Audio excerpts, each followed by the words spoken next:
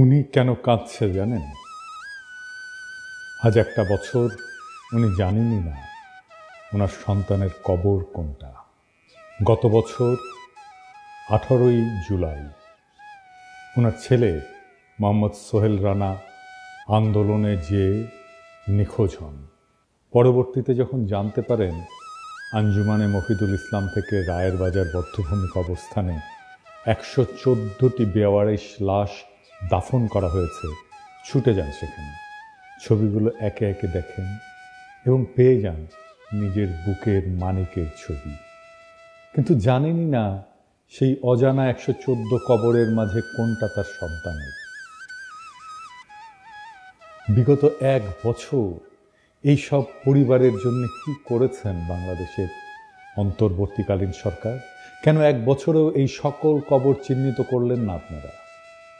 Professor Yunus, আপনার লজ্জা লাগে না? আপনার সময় হয় একবার না দুইবার সোহেল তাজ আর তার পরিবারের সাথে দেখা করার, কিন্তু আপনার সময় হয় না শহীদদের কবর আইডেন্টিফাই করার মতো রিসোর্স মোবিলাইজ করার। শতাধিক কবরের কোনটা কার কবর এটা আইডেন্টিফাই করা কি খুব জটিল কাজ? তারপরেও এটা পারেন না আপনারা, অথচ পুরো রাষ্ট্রটাই তার সব রিসোর্স আপনাদের দিয়ে রাখা হয়েছে। এই মায়ের অভিশাপ আপনাদের উপরে পড়ুক, আপনাদের উপরে, আপনাদের অথর্ব উপদেষ্টা মণ্ডলীর উপরে খোদার লানত পড়ুক।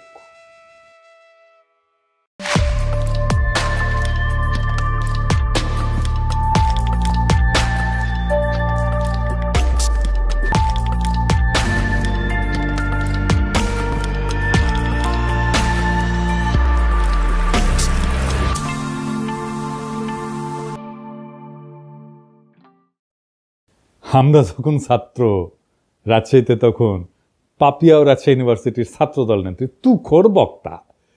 পাপিয়া তখন ক্রেজ আর কি। পাপিয়া আসবে, বক্তৃতা দিবে, শুনলে পাবলিক ঝাইপে পড়ে। আমিও খালি শুনি পাপিয়া নামে এক নেত্রী আছে, হেভি বক্তি মাঝারে। এ তো শোনা হয়নি কখনো। তো এর মধ্যে পলিটেকনিকে ইলেকশন হবে, আমি কাজ করতেছি দিন রাত, এটি আমাদের ক্যান্ডিডেট আছে, ভালো ক্যান্ডিডেট, জিতবে আমরা জানি। হেভি গরম পড়িছে, রাজশাহীর গরম তো জানেন, চান্দি ফাটানো গরম। তো পাপিয়া আসিছে প্যানেল পরিচিতি অনুষ্ঠানে, গরমে ত্রাহি ত্রাহি অবস্থা। তো পাপিয়া বক্তৃতা দিতেছে ওই প্যানেল পরিচিতি। ছাত্রদল এই নির্বাচনে জিতবে, সেদিন ওরা যে কান্না করবে, সেই কান্নার পানিতে যে বন্যা হবে, সেই বন্যার পানিতে আমরা সাঁতার কেটে কেটে উল্লাস করব। ওই যে গরম, ওই গরমের চাইতেও বেশি গরম নিয়ে আমরা বিজয়ী হব। এর মানে কি? সেই দিন বাগে খেয়েছে, তারপরে 36টা বসন্ত পার হয়ে গেছে, তাও গরমের চাইতে বেশি গরম। এই কথার মানে বুঝি নাই। আপনারা বুঝিছেন? হ্যাঁ, বুঝেন নাই? এই জন্যই কবি পুলক বন্দ্যোপাধ্যায় লিখেছিল, তুমি কি যে বলো বুঝি না, তোমার মুখের পানে চাহিলে আমি কিছু শুনি না। তুমি কি যে বলো বুঝি না। আল্লাহর কি অসীম কুদরত। কিছুদিন আগে এই গরমের উপরে থাকা কথাটার মানে বুঝেছি। এটা নাটকের ক্লিপ দেখে আপনারাও শুনেন। এই যে এটা আমার চেহারা ছবি মাশাআল্লাহ ভালো। তো যাই হোক, ক্যাবলা কোন দিকে? ক্যাবলা কি? আরে পশ্চিম। এইদিকে। এইরকম টেলিভিশন দেখি নাই, টেলিভিশনটা একটু ছাড়ো তো। এটা টেলিভিশন না। তাহলে এটা কি? এটা জানার আপনার দরকার নাই, গরম লাগলে খবর দিন। আমি তো গরমের উপরে সব সময় আছি। হ্যাঁ, পাপিয়া এখনো গরমের উপরেই আছে, বুঝছাও? তো ইলেকশনে ছাত্রদল জিতে নাই, ছাত্র ইউনিয়ন জিতেছিল। তো বিপি সহ কয়েকটা আসনে। এখন কইতে পারেন এই হারমোনিয়াম পার্টি ছাত্র ইউনিয়নে আবার জিতেছিল বিপি ইলেকশনে। ওই সময় মানে 90-এর ছাত্র ইউনিয়ন আলাদা ছিল। ওই সময় রাজশাহী কলেজে ছাত্র ইউনিয়নের ভিপি, পলিটেকনিকে ছাত্র ইউনিয়নের ভিপি, বিআইটিতে ছাত্র ইউনিয়নের জিএস, আর রাজশাহী মেডিকেল কলেজের ছাত্র ইউনিয়নের জিএস তো আমি ছিলাম। তো যাই হোক, পাপিয়া আবার বিএনপি হারানোর কোশিশ করিচ্ছে। দেখেন প্রবাসীদের ভোট নিয়ে কি বলে। থেকে এসে কেউ যদি মেম্বার হয় সেটাকেই মানতে চায় না। আবার প্রবাসী ভোটাররা রেমিটেন্স দেয়, তো তাদের পরিবারের জন্য তারা টাকা পাঠায়, তাদের পরিবার ভিটামাটি বিক্রি করে ছেলেকে বিদেশ পাঠায়। তো সে তার দায়িত্ব আছে তার পরিবারকে টাকা পাঠানোর। তার জন্য বাংলাদেশের রাজনীতিতে অংশ দিতে হবে, ভোটার বানাতে হবে। কে বলছে? বাংলাদেশের সুখ দুঃখ একটা নিরাপদ জায়গা থেকে তারা প্রতিবাদ করে। আমাদের মতো রং পানি থেকে, রিমান্ড থেকে, লোহার রড থেকে থেতলা করা, আর পুলিশ পিটানি, আর দিনের পর দিন 40 দিন 50 দিন থানা ও থানা করে বেঞ্চের উপর বসায় রেখে রিমান্ড কার্যকর করা, এগুলো কি প্রবাসী ভোটাররা কখনো তারা কি ভুক্তভোগী? তো ভুক্তভোগী না তো ভোটার ভুক্তভোগী হতে যাবে কেন? ভোটার অংশ তার হতে যাবে কেন? এগুলো মাঠ থেকে কি সুপারিশ আসে এটা আগে বুঝতে হবে। বিএনপির রিজভি ভাই কইছিলেন আওয়ামী লীগে কি একটা ভদ্রলোক নাই, কিন্তু রিজভি ভাই এরকম মূর্খ আর উন্মাদকে কেন দলে রাখিছেন? ও তো রাজনীতির কিছুই বুঝে না। ওর মাথাত কেউ ঢুকেছে প্রবাসীরা বিএনপি ভোট দিবে না, আর ওই সারিন্দা বাজানো শুরু করেছে প্রবাসীদের ভোটই দিবার দিবি না, যাতে যেন বিএনপি জিতে।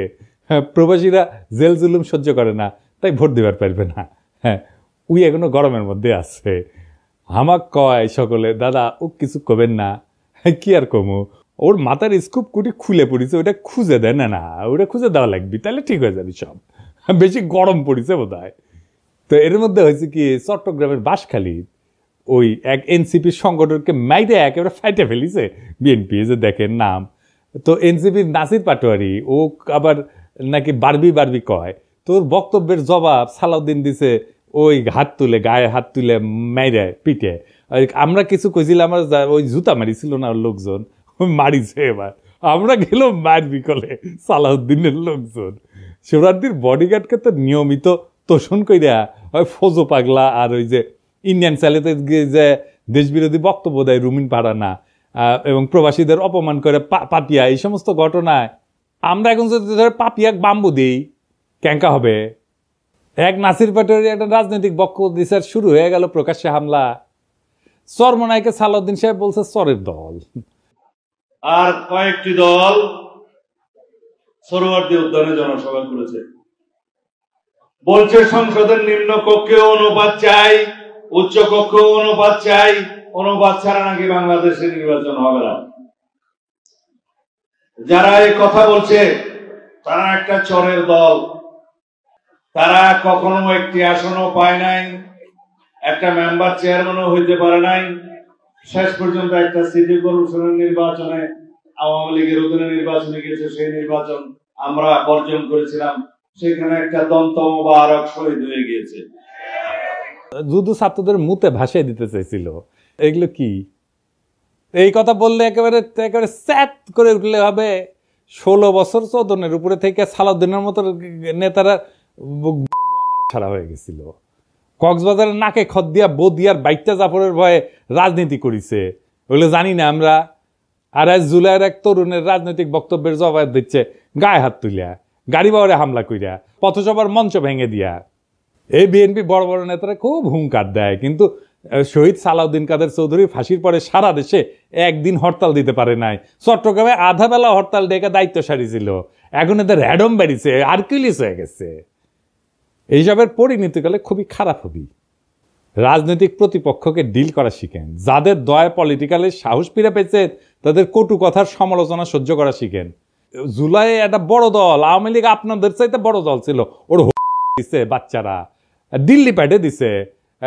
এমন আর একটা পরিস্থিতি তৈরি করেন না, আপনাদের কলে যাওয়ার জায়গা নাই। বড় দলের অভিভাবক সুলভ আচরণ হবে, দয়া এবং ভালোবাসা দিয়া। আপনারা নিজেদেরকে রাজনৈতিক প্রতিপক্ষ ভাবেন, মাথায় যদি নিজেদের বয়স্ক মুরব্বী আর তাদের বাচ্চা ভাবেন, তাহলে ভাই আপনারা রাজনীতি করতে পারবেন না। আবার বিএনপি লেসপেন্সার গুলা করছে কি যে ছেলেটা নাকি লিক করতো, অথচ হয়েছে জুলাই বিপ্লবের সক্রিয় অংশগ্রহণকারী এবং আহত যোদ্ধা। গত জুলাই সে মাথা এবং পায়ে ছলরা গুলি খাইছিল এবং আহত পরে এই ব্যাপারটা সরকার কিন্তু যাচাই করছে, লাইভ এসে জুলাই যোদ্ধা কার্ড দেখাইছে যে দেখেন। ইতিমধ্যে একটা খবর আমরা পেলাম যে বাঁশখালী, চট্টগ্রামের বাঁশখালীতে আমাদের একজন সংগঠক এবং আমাদের নেতা একই সাথে গত জুলাই সে আহত, গুলিবিদ্ধ, তার পায়ে এবং মাথায় ছড়া গুলি যেটা, সেটা সেই মানে আহত সে, এবং সে এনলিস্টেড আহত, যেটা মানে সরকার কর্তৃক যেটা জুলাই যোদ্ধা কার্ড দেওয়া হয় আর কি আহতদের জন্য। এরপরেও যদি তাকে মারা জায়েজ করার জন্য লিগার বানাইতে চান তাহলে আর কিছু বলার নাই। হ্যাঁ, আওয়ামী লীগের সাথে যে আচরণ করেছিলাম আমরা আপনাদের সাথে সেটা শুরু করব, এবং এটা করলে আপনাদের চটি বাটি গোল হয়ে যাবে, কয়ে দিলাম আগে থেকেই। আবার দেখেন বিএনপির এক যুব নেতা স্লোগান দিচ্ছে, তুমি কে আমি কে বাঙালি বাঙালি। শুনুন, তুমি কে আমি কে, সে কে সে কে, তুমি কে আমি কে, সে কে সে কে। বিএনপির আদর্শ হইতেছে বাংলাদেশি জাতীয়তাবাদ। বাঙালি জাতীয়তাবাদকে পরাজিত করে বাংলাদেশি জাতীয়তাবাদের প্রবক্তা ছিলেন শহীদ জিয়া, এবং এটা শহীদ জিয়ার অরিজিনাল আইডিয়া, কেউ কয়া দেয়নি। শহীদ জিয়ার রাজনীতিকে এরা কব্বর দিয়ে দিল। এরা বিএনপিকে আওয়ামী লীগ বানায় ফেলতেছে। সাবাস বাঘের বাচ্চা, ওই ভাবিচ্ছে যে এই কইরা লীগের ভোটগুলো টানবি, কিন্তু ওর যে নিজের ভোটগুলো জয় বাংলা হয়ে যাবে সেই খবর আর নাই। তো এই নয়ন সম্পর্কে শোনা যায় নাকি প্রচুর চাঁদাবাজি করেছে, জানি না। নয়ন তুমি কিছু মাইন্ড করো না, শুনিচ্ছি আর কি, সত্য মিথ্যা জানি না। তবে নয়নের কাছেও এই অনুসন্ধানী সাংবাদিক ওই চান্দা চাইছিল, এটা নয়ন নিজেই কইছে, শুনেন। উনি তো সেনাবাহিনীর মানে বহিষ্কৃত কর্মকর্তা, উনি সেনাবাহিনীতে চুরি করেছে, উনি মাদক এডিক্টেড, যে কারণে ওনার চাকরি চলে গিয়েছে। উনি তো আমার কাছে চাঁদা চাইছে, আমার কাছে লোক পাঠাইছে চাঁদার জন্য। ভাই নয়ন, তুমি ওরা গুরু মানো, তুমি ওরা গুরু মানো, তোমার কয় চান্দা, তোমার কাছে যদি চান্দা চায় তাহলে কি অবস্থা চিন্তা করো। যাই হোক, গতকাল জামাত মহাসমাবেশ করেছে। তো এই সমাবেশের তাৎপর্য কি, মেলাজন মেলা হিসাবপত্র দিচ্ছে। আমি হিসাব নিয়ে পরে আসিছি, পরে একটা এপিসোড করবো নি যদি টাইম পাই। আসেন এমনি সমাবেশের তাৎপর্যটা বুঝে দেখি। তো ওই গতকালকে ওই যে বাঙালি জাতীয়তাবাদ এবং জয় বাংলার লোকেরা, এদের কিন্তু গভীর বেদনার দিন ছিল। তারা মুখে কিছু কয় নাই, কিন্তু আমি জানি তাদের হৃদয়ের ভিতরটা থমথম করেছিল। এবং অনেকের জন্যেই, যারা 1971-কে মুক্তিযুদ্ধকে এখনো অন করে, তাদের জন্য একটু অস্বস্তিকর দিনটা। কেন জানেন? যে ঢাকা রেসকোর্স, ওইখানে জামাতে ইসলামী সভা করছে, যেখানে 7ই মার্চে শেখ মুজিব সোহরাওয়ার্দীর বডিগার্ড ভাষণ দিছিল। ওইটা কিন্তু তাহলে একটা নিছক সমাবেশ থাকে না, এইটা একটা রূপক অর্থে পুনর্দখল হয়ে যায়, নীরব পুনর্দখল, সাইলেন্ট রিক্লেমেশন হয়ে যায় জামাতের পক্ষ থেকে। তো সেই 7ই মার্চে যে শেখ মুজিব ওইখানে ভাষণ দিছিল, ওই দিন শেখ মুজিব কেবল একজন নেতা ছিল না, সে ছিল একটা জনরায়ের প্রতীক। বাঙালি মুসলমান নিজেদের প্রয়োজনে ভোট দিয়া তারে মুজিব বানাইছিল, নেতা বানাইছিল। এভাবেই কিন্তু নেতা বানায়, নেতা তৈরি হয় না, নেতা বানায় জনগণ বানায়। যদি মৌলানা ভাসানী 70-এর নির্বাচনে অংশ নিতেন তাহলে ইতিহাস হয়তো অন্যরকম হইতো, মুজিবের জায়গায় রেসকোর্সে দাঁড়াইতেন ভাসানী। তার মানে রেসকোর্স ময়দানে প্রতিটি জমায়েত, প্রত্যেকটা উচ্চারিত শব্দ 71 সালের এক নীরব হিসাব, 71 সালের একটা হিসাব নিকাশকে কিন্তু ছুঁয়ে যায়। এই জায়গাটা কেবল জয় বাংলার না, বরং বাংলাদেশি আত্মপরিচয়েরও প্রতীক। কিন্তু 1976 সালে 7ই মার্চে ওইখানে জামায়াতের সমর্থকরা পাকিস্তান জিন্দাবাদ স্লোগান দিয়েছিল, কনফেডারেশনের দাবি তুলেছিল। তখনও কিন্তু জামাত আনুষ্ঠানিকভাবে দল হিসেবে আত্মপ্রকাশ করেনি বাংলাদেশে। এই ঘটনার ভিতরে নিহিত আছে বাংলাদেশপন্থী নাগরিকের জন্য কিছুটা হলো বেদনার, এমনকি অপরাধ বোধের কারণ কিন্তু আছে। কিন্তু কাকে দোষ দিবেন? এই আত্মধ্বংসী বাস্তবতার জন্য দায়ী শেখ মুজিব নিজে এবং তার কন্যা শেখ হাসিনা। কারণ তারা জনগণের ভোটের পরিবর্তে ভরসা করছে ইন্ডিয়ার উপরে, এবং কলকাতার চিন্তকদের ইন্টেলিজেন্সিয়ার মাধ্যমে বাঙালি জাতীয়তাবাদকে আমদানি করে আমাদের উপরে চেপে দিছে কলোনিয়াল তালুকদারির উত্তরাধিকার হিসাবে, যার ফলাফল বাংলাদেশের মুসলমানরা তাদের প্রত্যাখ্যান করছে। সত্যি কথা বলতে, যদি আওয়ামী লীগ 1975-এর পর গণতান্ত্রিক ধারায় ফিরে আসতো, সে আর কলকাতার ইন্টেলিজেন্সিয়ার পরামর্শে বাঙালি জাতীয়তাবাদ চাপাই নাই দিয়া বাংলাদেশি চেতনাকে বিশ্বাস করত, যদি তারা জিয়ার তুলনায় আরো গণতান্ত্রিক হওয়ার দিশা বেছে নিত, তাহলে আজ তাদের এমনভাবে উৎখাত হইতো না।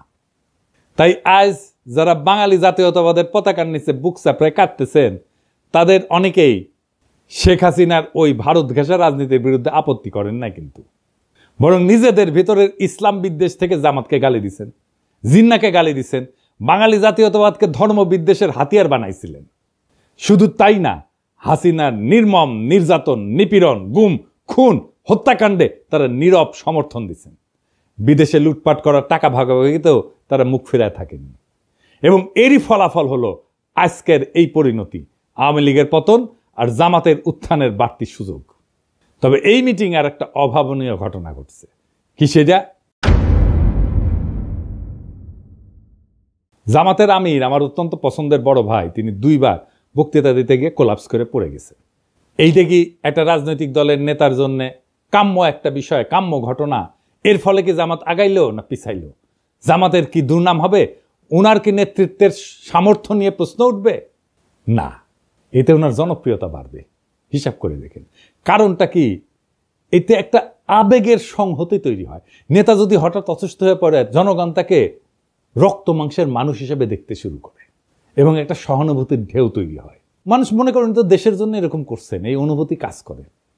এইভাবে কোলাপস করলে তাকে একজন ত্যাগী যোদ্ধা হিসেবে তুলে ধরে। দেখো দেখো দেশের জন্য কতটা কষ্ট করতেছেন, এই বার্তা ছড়ায় পড়ে। পলিটিক্সে সবাই কথা বলে, কিন্তু সবাই কথা বলার মতো থাকে না। আর যখন কেউ কথা বলার মাঝখানে হঠাৎ এইভাবে নিঃশ্বাস হারায় ফেলেন, তখন মঞ্চ কেঁপে ওঠে। একটা শরীরের পতনে তখনই শুরু হয় এক নতুন ধরনের রাজনীতি। না, আমরা বীরত্বের কথা বলতেছি না, বলতেছি ভাঙনের মধ্যে দিয়ে উত্থানের কথা। যখন নেতা কোলাপস করেন, তখন তিনি কেবল মাটিতে পড়েন না, তিনি পড়ে যান মানুষের হৃদয়ের গভীরে। শফিক ভাই এইভাবেই হৃদয়ের গভীরে পড়ছেন। যেটা ঘটছে আমরা দেখছি, একটা জনসভা, লক্ষ লক্ষ মানুষের ভিড়, নেতা কথা বলতেছেন, সরাসরি আগুন জ্বরা ভাষণ, হঠাৎ থেমে গেলেন, নিঃশ্বাসের শব্দ বেড়ে যায়, 1 পা 2 পা করে, তারপরে ধপাস করে পড়ে গেলেন মঞ্চেই। অনেকে চিৎকার করে উঠছেন, কিন্তু তিনি কি সত্যি পড়ে গেছেন নাকি ঠিক তখনই তিনি মানুষের হৃদয়ে উত্থান করেন? আমি কয়েকটা আন্তর্জাতিক ঘটনার কথা বলি। রবার্ট এফ কেনেডি ভাষণ শেষে গুলিবিদ্ধ হয়ে মঞ্চে পড়ে যান। কোনো রাজনৈতিক প্রতীক কখনো এত রক্তে জন্ম নেয়নি। তার জন্য পোস্টার ছাপা হয়, এতেই উনার জনপ্রিয়তা আকাশচুম্বী হয়ে যায়। রাজনীতি মানে কিন্তু পারফেকশন না। মানুষ চায় একজন তার মতো একজন মানুষ, তার মতো একজন ভাঙা নেতা, যে তার মতো কষ্ট পায়, যে তার মতো কাঁদে, যে তার মতোই ভালনারেবল। এটাই হিরোইক সাফারিং এফেক্ট। নেতা যদি ভোগে, জনগণ তাকে ভালোবাসে। ফরাসি চিন্তাবিদ জালুক ন্যান্সি, উনি বলছিলেন, যে শরীর কষ্ট করে সেই সত্য বয়ে আনে। আর জর্জিও আগাম্বেন উনি বলছিলেন, the moment the sovereign body collapses, the political soul rises. তাহলে প্রশ্ন দাঁড়ায়, নেতা যখন পড়ে যায় তখন কি উঠে আসে? উঠে আসে ক্ষমতার নতুন ভাষা। ভাঙন থেকে উঠে আসে এক নতুন প্রতীক, যেখানে নেতা আর কেবল মানুষ না, তিনি হয়ে ওঠেন সিনেমার মতো সাহসের স্থাপত্য, বীরত্বের প্রতীক, আস্থার জায়গা, ভরসার জায়গা, এবং মানুষ কানেক্ট করতে পারে তার সাথে।